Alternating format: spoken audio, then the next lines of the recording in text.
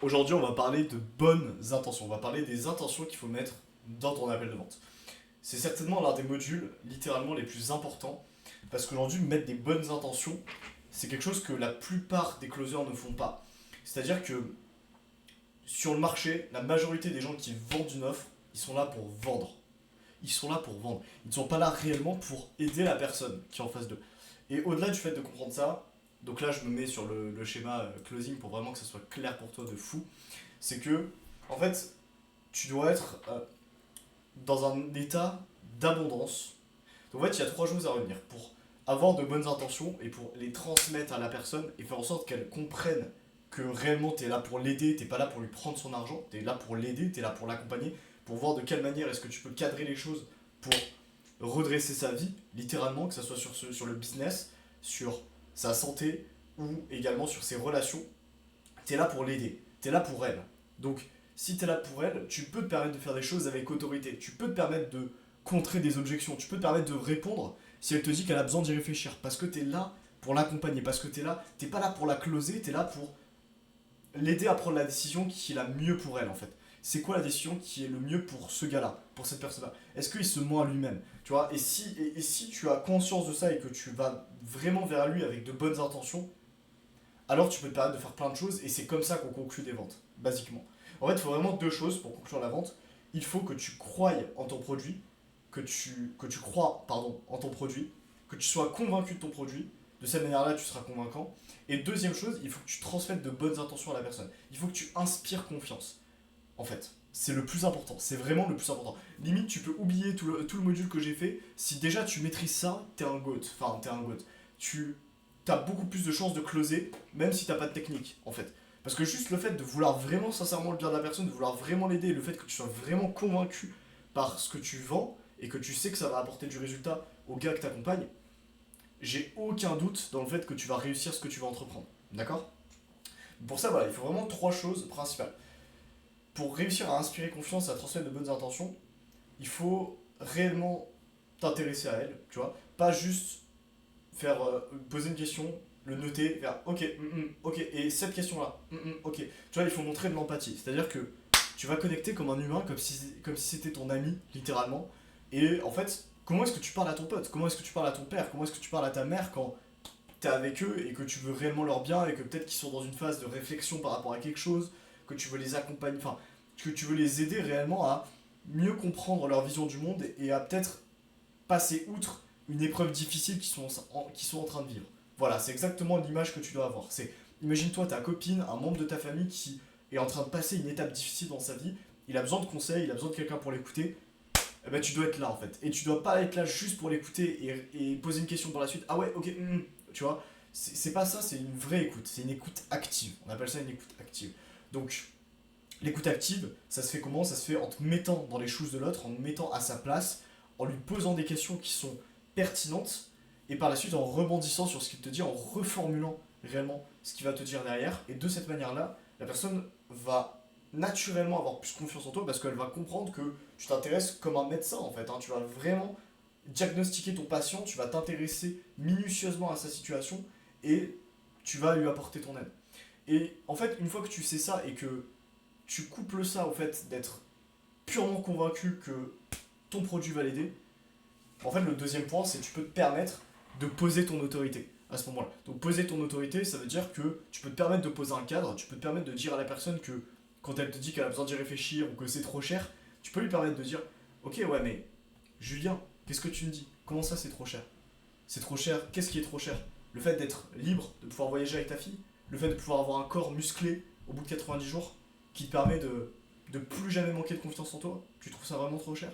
Tu vois, tu peux jouer sur ce genre de choses pour vraiment poser ton autorité parce que tu sais que tu vas vraiment aider la personne. Et ça, tu pourrais pas te permettre de le dire si tu n'étais pas convaincu que tu avais de bonnes intentions. D'accord? Donc également pour inspirer confiance, ce que tu peux faire c'est jouer sur les intonations. Donc tu as peut-être vu le loom que j'ai tourné sur la partie intonation, rythme, débit. Mais c'est simplement rester sur un ton de voix qui va fluctuer en fonction de la personne et ça va être te calibrer, te synchroniser à la personne. Que tu sois en visio avec elle ou même que tu sois simplement en appel de vente, tout simplement. En fait, il est essentiel de vraiment te synchroniser à elle. Typiquement, si tu vois que la personne t'es en visio avec cette personne-là et que, je sais pas, tu poses une question et là tu sais que t'as touché un peu un point sensible et qu'elle se recule un peu sur sa chaise comme ça, elle réfléchit, elle est un peu comme ça, tu peux la suivre en fait, tu peux te synchroniser à elle, tu peux prendre du recul, tu peux également prendre du recul sur ta chaise en visio face à elle, te reculer, hop, tu vois qu'elle est comme ça, qu'elle est très intéressée par ce que tu dis, parce que tu es en train de peut-être faire ton pitch par rapport à ton produit, que ton accompagnement, ta formation, tu es en train de pitcher ça et tu vois qu'elle est comme ça, ok, tu comprends qu'elle est intéressée et tu peux, voilà, tu peux te rapprocher du micro et commencer un peu à lui parler comme ça, comme si vraiment tous les deux vous étiez en face à face et tu te synchronises à ses mouvements, tu te synchronises à ses mouvements, tu te synchronises à son état émotionnel et c'est de cette manière-là que tu vas construire un rapport et que tu vas inspirer confiance directement à la personne. Même verbalement, j'ai envie de dire. C'est-à-dire que, de manière verbale, ce qui va se passer, c'est que quand la personne, par exemple, elle a un niveau d'énergie qui est assez faible, parce que peut-être elle parle de douleur, ou parce que naturellement elle a une énergie qui est pas très haute, même si elle est avec toi, hein, mais elle a pas une énergie qui est très haute, ou elle parle de choses qui sont un peu difficiles pour elle, etc.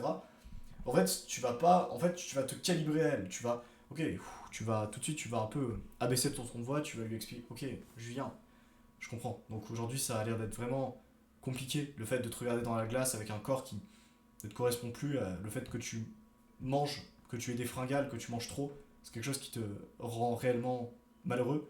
Est-ce que tu peux m'en dire plus par rapport à ça? Est-ce que tu peux me donner des exemples de fois où tu te sens vraiment, que tu sens que tu as un manque de confiance en toi, concrètement? Tu peux m'en dire plus? Tu vois, vraiment, je vais me calibrer au niveau de la voix, au niveau de l'intonation, au niveau du rythme, au niveau du débit. Si tu as pas toutes ces notions, je t'invite à regarder les looms que j'ai mis dans le Notion.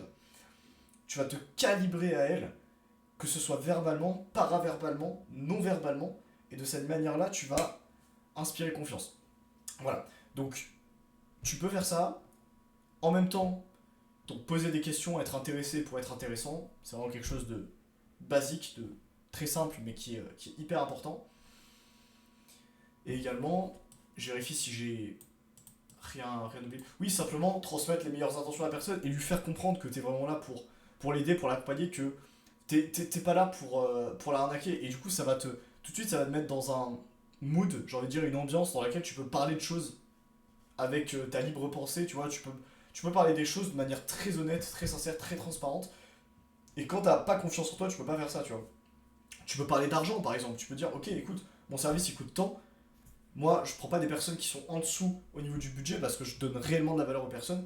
Dis-moi en plus, parle-moi de tes finances. C'est quoi ton budget, c'est quoi tes finances? Tu vois, ce genre de questions, en fait, si tu les amènes avec de la confiance parce que tu sais, tu crois en ce que tu dis, tu crois en ce que tu fais et tu crois au résultat que la personne va avoir si elle te répond de manière honnête, franche et sincère, t'as pas de mal à parler de ce genre de sujet et faut que tu sois vraiment à l'aise avec ça, faut que tu sois à l'aise avec l'argent, avec le fait de parler d'argent, faut que tu sois à l'aise avec le fait de contrer des objections parce que tu sais que c'est du bullshit et tu sais que clairement tu peux réellement lui apporter. Si la personne se ment à elle-même, faut que tu sois en capacité de être tranchant, être sharp, on appelle ça être sharp, et pouvoir vraiment, voilà, y aller quoi, vraiment foncer dans le tas, tu vois, que elle se ment à elle-même et qu'elle a peur, ou que c'est juste des peurs, c'est juste des doutes, n'hésite pas en fait. C'est vraiment pense à tes parents, tu vois, pense à tes parents, pense à tes frères et sœurs, pense à peut-être ta copine. Tu utiliserais tous les moyens possibles pour l'aider. Voilà, même si tu sens qu'elle est dans une spirale un peu de doute, etc., elle a peur de se lancer. Si tu étais sûr que, par exemple, je vais te donner un exemple, mais si tu étais sûr que le fait de prendre un billet d'avion, je sais pas, de prendre un billet d'avion pour la Thaïlande parce que ta copine elle se sent hyper. Elle se sent pas à l'aise en France, peut-être, je sais pas, peut-être qu'elle se sent en manque de confiance, elle aime pas le pays, elle a. Tu vois, genre, elle a vraiment. Bon, alors, elle a juste envie de bouger, mais elle a peur de le faire parce qu'elle a peur du regard des autres, etc. Parce qu'elle a peur de gaspiller ses finances et tout. Tu ferais tout ce qui est en ton pouvoir pour l'aider à déménager parce que tu veux son bien en fait. Tu veux son bien et tu veux que cette personne-là, que ce soit un membre de ta famille, etc., tu veux qu'il puisse avoir le meilleur avenir possible. Donc tu lui pousserais en fait et tu essaierais vraiment de chercher à comprendre ce qui va pas quand elle te délivre des doutes, ce qui cloche pour directement venir casser ça, venir casser ses croyances limitantes et l'aider à travers ton accompagnement, l'aider à travers ton appel de vente à, à ce qu'elle ait du résultat et à ce que cette personne-là puisse être réellement épanouie dans sa vie. D'accord? Donc voilà, en résumé, c'est poser des questions, te calibrer, te synchroniser à la personne, voilà, verbalement, paraverbalement, non verbalement, et également, voilà, ne pas hésiter à contrer les objections, ne pas hésiter à poser ton autorité, à parler des sujets un peu touchy de base, parce que tu peux te le permettre et parce que tu as réellement de bonnes intentions, tu es là pour aider la personne et ça va se ressentir. Ça va se ressentir dans l'appel et ça va le faire. Voilà, ça va le faire. Atteignons nos ambitions. Let's go.